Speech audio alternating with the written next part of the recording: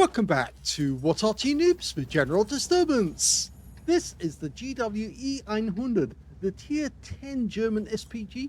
It's located on the east spawn of the new version of Airfield, and it's under the command of Rhatty87 of RGN.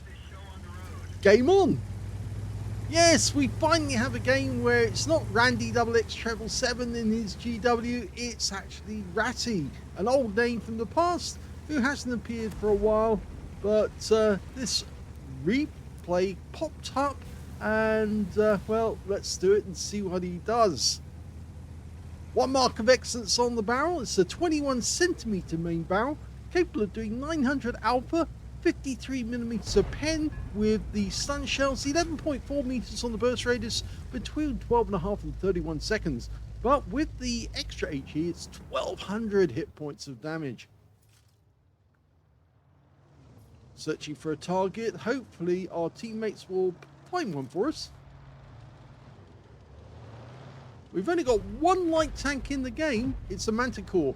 And the first tank we see is the AMX. Oh, that is a penetrating shot. 988 hit points. He went through the side. In fact, you can see where he hit. He actually hit the hull, which is a weak spot. So that was a magnificent shot because there wasn't much of that tank showing, and it was over a ridgeline, but he managed to get it to pen the guy on one of his weakest areas.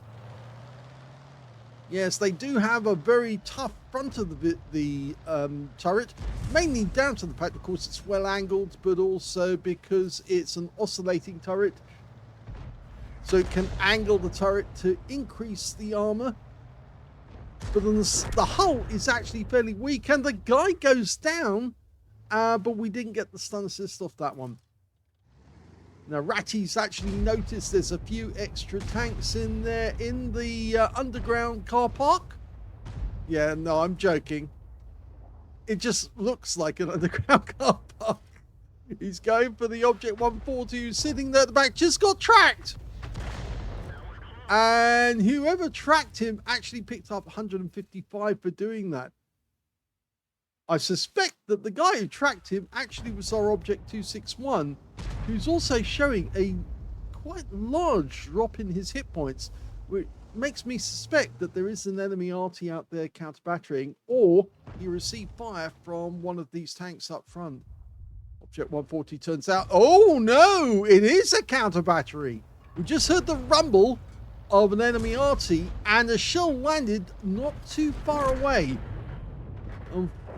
The enemy's just lost their Manticore, and they've also lost the Object 140. We need to move because obviously the enemy Arty's worked out where we are, and if we stay where we are going to get counter-batteried again. They've got an two Object 261s, which means they do have an advantage over us. Okay, enemy tank in sight. IS-4 gets a hit, but only 92 hit points.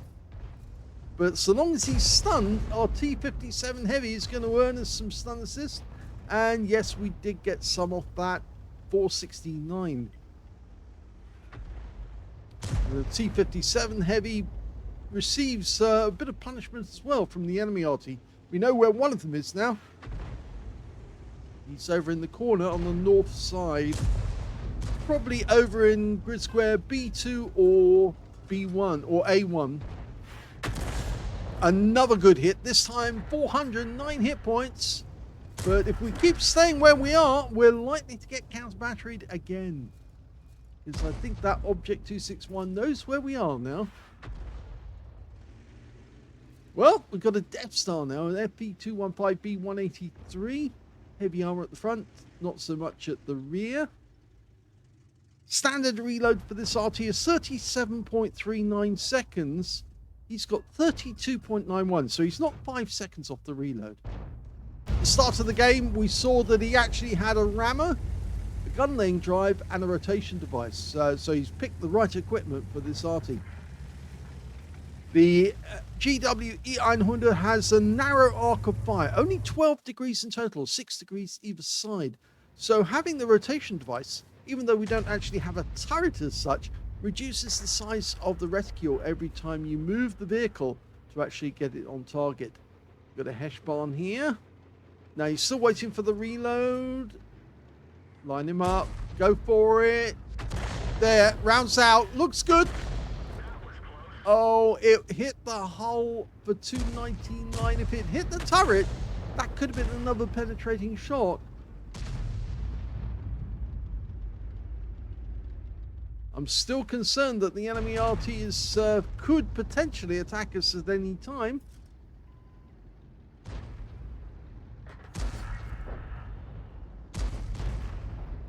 It's a blocked reticule there. Something is actually in the way. It's on one side. Rounds out. That's a direct hit for 255. He got his bruiser medal from that one. So he's done 5 critical hits in the game so far.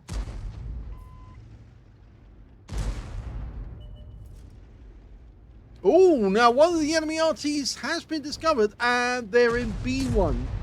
So, yep, it was in the spot where we thought he would be.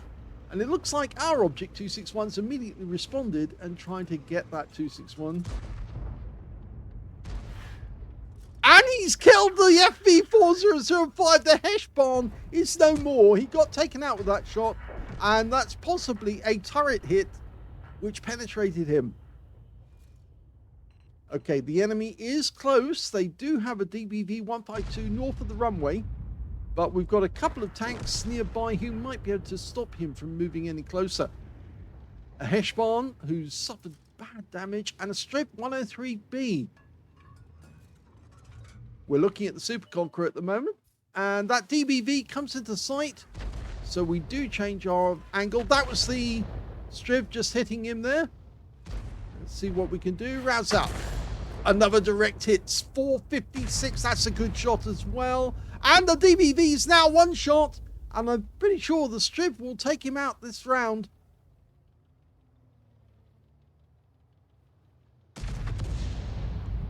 It wasn't the Hesh barn. He just fired his shell. But the 261 says, oh, thank you very much. I'll have that. It's only a splash kill. And he's down. He's out the game. So we're 4 up on the enemy at the moment. They're still pushing. Even though they're behind. And it looks to me like, yeah, there's the other 261. So he's in a very precarious... Oh, we just saw the chaser from the other one as well. He fires the shell in and looks away. Oh, and he hits him. He took him out. Oh, it's a pity we didn't see that shot land, but Rhatty does look away sometimes. Yep, the other one is over in this corner. Hiding from us. There he is. Seconds away from firing. He's already received 1 round. The next one will kill him. That leaves just 2 enemy vehicles left. The Gorilla 15 down in the south and the Leopard 1. Our 261's in reload. He's just signaled that. We fired a round in, but we're maneuvering. We're getting closer. This is not a particularly fast Arty. 40 kilometers an hour maximum speed, and that's down to the fact it is a heavy tank in disguise. Of course, it's based on the E100, which of course never actually entered full production, but they did complete the hull. It could have been used for an RT, but well, I think they rather wanted to use it as a tank and actually fit the same turret that you get on the mouse. So we just lost one of our tanks, the Hesh barn, who did lose a lot of hit points. And we can see the Leopard. There he is. Now we can slow that guy down with a quick shot. He's still sitting there. Rounds out. Oh, he looks away again, unfortunately. And we don't get to see if that shell did hit the target. Looks like it didn't, because he's still got full health. Well, did have the same health as he had before. The Gorilla's gone. We've got a red line now, which means something is blocking our shot. And I think it's the mountains. We're just too close to them. Okay, so partially obscured reticule. Got a green now. Rounds out. He looks away, but he does kill the leopard with that shot. And that was the last kill of the game. Here's the end of battle stats, and that was an ace tanker game for Rhatty87 of RGN in the GWE100.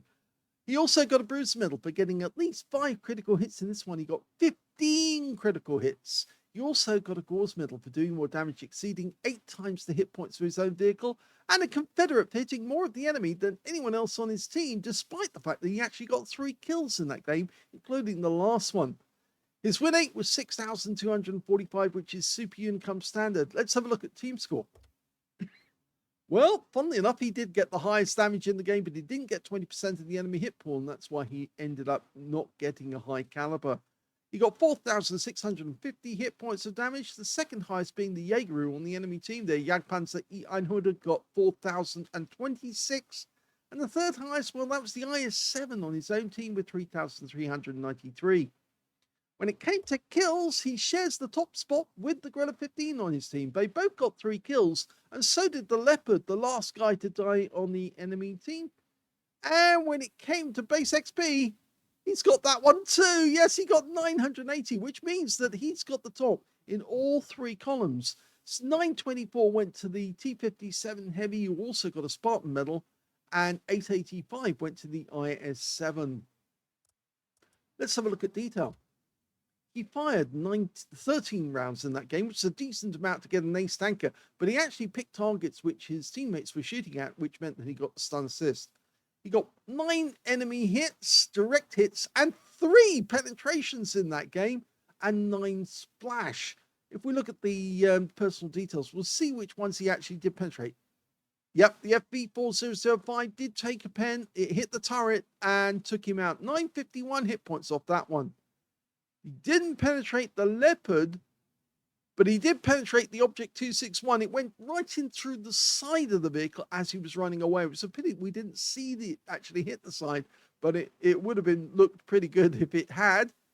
And it wasn't the Gorilla that he penetrated. No, it was the MX-50, the early shot in the game, the one over the ridgeline. 988 hit points from 1 penetrating shot. He got 4,650, all of it at more than 300 meters, damaged 10 of the enemy, killed 3, so there's the Confederate, and he got 1,376 hit points of stun assist off 9 stuns.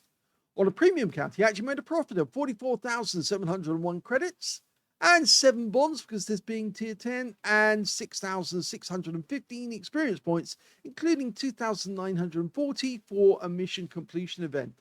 So yes, GW doing GW things. He certainly did show how effective he is with the GWE900.